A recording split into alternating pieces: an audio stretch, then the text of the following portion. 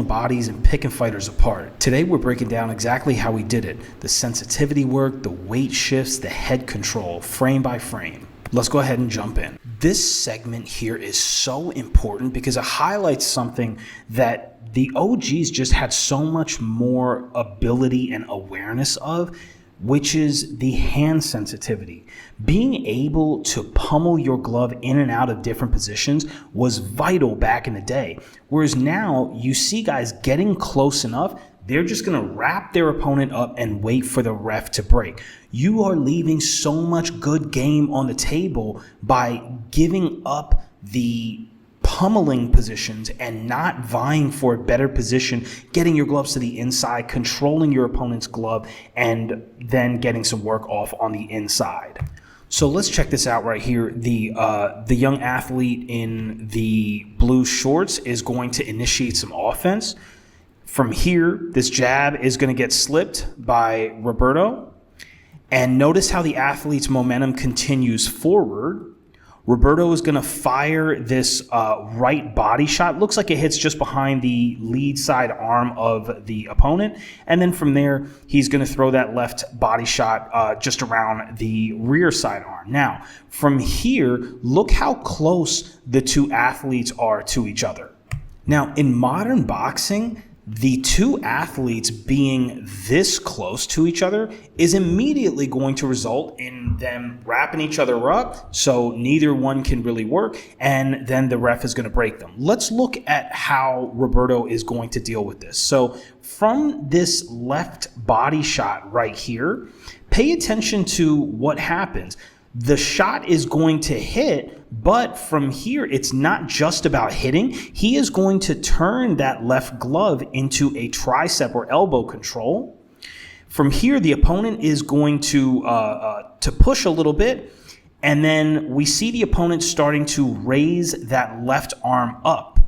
From there, Duran is going to turn it into an inside bicep tie, so it's kind of glove is going to point outwards. Usually on an inside bicep tie, that the claw of the glove is going to point outwards, and that can then monitor the opponent's elbow, inside of the elbow, or the opponent's bicep right here.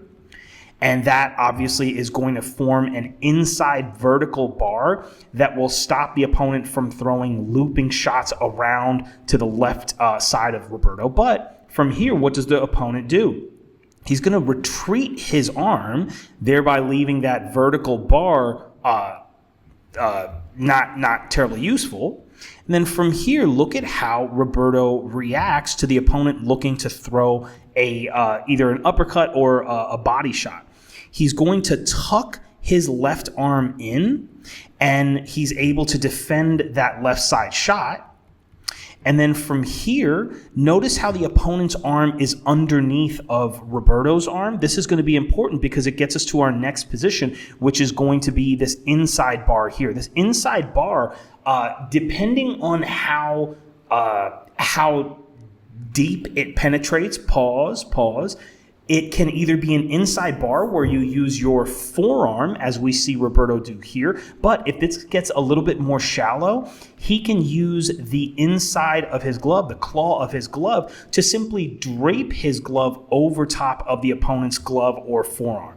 Now from here, using this inside bar, he is able to open up the opponent's right arm. So that inside bar is super useful for purposes of opening up. But again, the opponent is going to retreat that glove, and now we see that there's a possible threat for a right side shot. Roberto is going to turn his left arm into an underhook, and then from here, the opponent is going to start looking to pummel his arm back in. And as he pummels that arm back in, the opponent has an underhook on that side.